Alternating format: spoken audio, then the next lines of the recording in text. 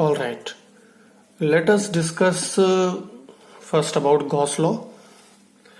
Since we have already studied about electric flux, and electric flux was defined as electric line of forces crossing any area perpendicular to the surface of the area.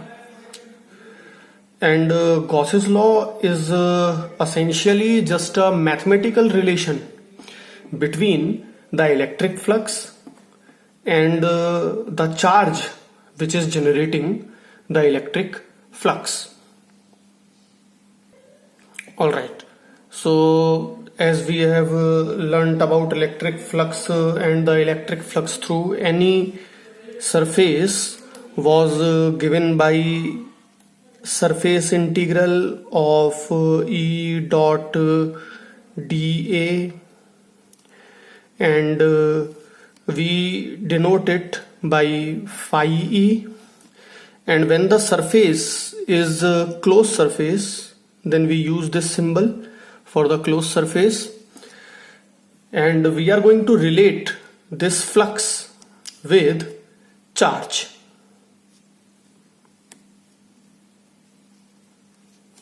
So Gauss's law is just a mathematical relation between flux and charge. Now, considering the statement of the Gauss's law, it is given over here that electric flux through any closed hypothetical surface. When I say hypothetical, that basically means that we will decide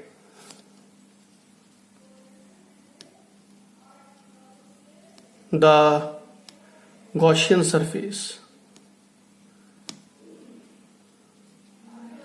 This Gaussian surface is the hypothetical surface. It is called a Gaussian surface, and Gauss's law is for free space, but it can be modified when the space is filled with some medium that we are going to deal in another class.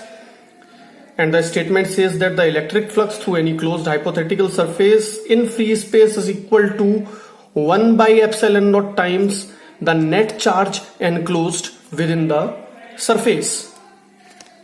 That means there is a relation between electric flux and the charge enclosed by the Gaussian surface, which is enclosing the charge.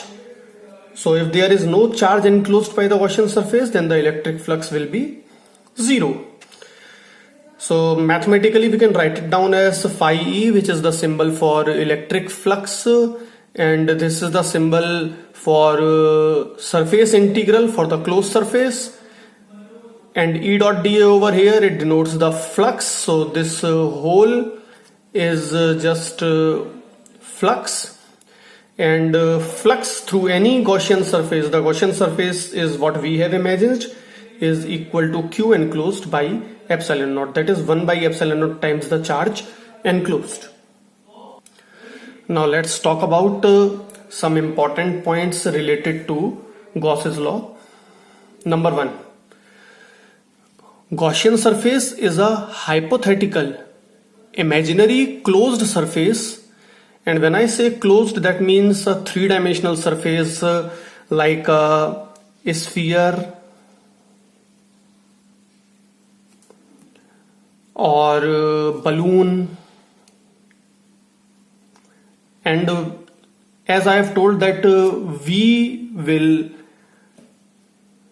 decide what Gaussian surface we are using. Second point, Gaussian surface can be of any shape or size. Its shape or size will not affect Gauss's law. Gauss's law will not be affected. And we will be discussing these points further on in detail. For right now, just we have to focus on the properties.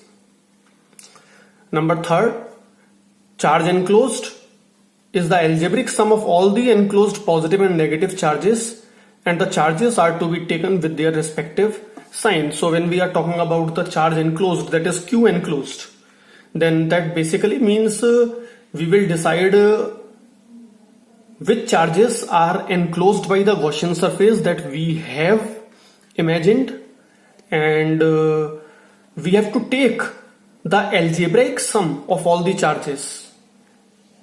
So we have to consider the sign. If the charges enclosed are like say plus 2 coulomb, minus 1 coulomb, then the net charge enclosed will be written as plus 1 coulomb. So the algebraic sum will decide the right hand side of the equation. Now talking about point 4, the charge outside the Gaussian surface is not included in the term Q enclosed of Gaussian surface. So we will just ignore the charges that are outside the Gaussian surface that we have imagined. We will only consider those charges which are inside the Gaussian surface, and the Gaussian surface is imagined by us. Fifth point tells us that the distribution of charges inside the Gaussian surface is of no concern. That means suppose say we have a Gaussian surface of this shape, and Q1 charges over here, Q2 charges over here, and we apply the Gauss's law, and if the surface is like this and Q2 is over here and Q1 is over here, that hardly matters. So the distribution of charges inside the Gaussian surface is not what matters. It is the total charge enclosed within the Gaussian surface that matters. Alright. So moving on to the last point. In the mathematical relation, and this is the mathematical relation we are talking about, that is closed surface integral of E dot dA, that is the flux is equal to Q enclosed by epsilon naught, which is the statement of Gauss's law. The left hand side, that is LHS, it contains the term electric field, and electric field is defined as a point, at a point. So wherever we are considering, no matter at what point we are considering, the electric field is always due to all the charges, both inside or outside the Gaussian surface. You have to keep that in mind, that the electric field on the left hand side is due to all the charges, whether they are enclosed by the Gaussian surface or they are not enclosed by the Gaussian surface. But the charge enclosed on the right hand side is only the charge which is inside the Gaussian surface we are talking about. So these 2 points are to be kept in mind, that the LHS of the equation depends on all the charges, and the right hand side of this equation, it depends on the charge enclosed only. Now to understand this, let's take an example. Consider 2 point charges plus Q and minus Q. So over here we have plus Q, this is plus Q charge, and this is minus Q charge, and both of these charges are kept in space, which is empty space, so that we can apply the Gauss's law in the standard form. And just imagine 3 Gaussian surfaces, S1, S2 and S3. So this surface is S1, this green one, this one is S1, this one is S2. So S1 is enclosing plus Q charge, S2 is enclosing minus Q charge, and S3 is enclosing none of the charges. So this is Gaussian surface S3. And last we are considering this big one, that is S4, and it encloses both the charges. And we are going to talk about each of the surface. So first we are talking about S1. For S1 we are applying the statement of Gauss's law, that is phi e, that is equal to closed surface integral of E dot dA is equal to Q enclosed by epsilon naught. And we already know that electric field is due to both plus Q and minus Q, but the right hand side Q enclosed is equal to plus Q. Why? Because only plus q is enclosed by the surface S1. This minus q charge is outside the Gaussian surface S1. So q enclosed is plus q, and flux in this case will be positive, that will be plus q by epsilon naught. Again, for surface S2, electric field due to both plus q and minus q, but charge enclosed will be minus q. This is the only charge being enclosed by the surface S2. So flux will be negative in this case, that is minus q by epsilon naught. Talking about S3, both plus q and minus q are outside the Gaussian surface S3. So charge enclosed is 0, and that means flux should be 0. As you can see over here, this is surface S3. Neither plus q charge is there nor minus q charge is there, and that means total charge enclosed is 0.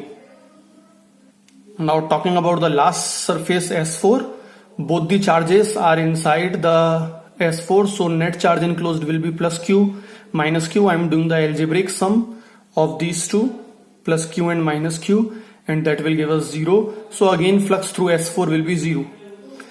Flux through S3 is equal to 0, flux through S4 is equal to 0. That does not mean necessarily that the charge enclosed by S4 is 0. The net charge enclosed is 0, but it is enclosing charges. But S3 over here has no charge inside it. Now just to summarize, we will talk about S1. All the electric line of forces are outward, and we know that flux means number of electric line of forces crossing perpendicular to the area. So in this case flux will be positive. For S2, negative charge enclosed, so electric line of forces are inward, and that means flux will be negative. For S3, electric line of forces are equal both outward and inward. The number of electric line of forces entering S3 is equal to number of electric line of forces exiting the surface S3, so flux will be 0. And similarly for S4, net electric field flux outward is again equal to electric line of forces inward. So number of electric line of forces which are coming out and number of electric line of forces which are coming in are equal, so net flux will be 0. So again have a look at the diagram. The flux through S1 is positive because all the electric line of forces are going outward through S1, and the electric line of forces are going inward towards minus q charge, and so the flux through S2 is negative, and flux through S3, the number of lines entering is equal to number of lines exiting, so charge enclosed is equal to 0, and that means net flux is 0. And for S4, since both the charges are there and both are equal in magnitude, so number of lines going out is equal to number of lines coming in. If the charge would have been different, like the magnitude of plus will be more than the magnitude of negative, then there will be net outward flux, and if minus q is more than the plus q, then there will be net inward flux.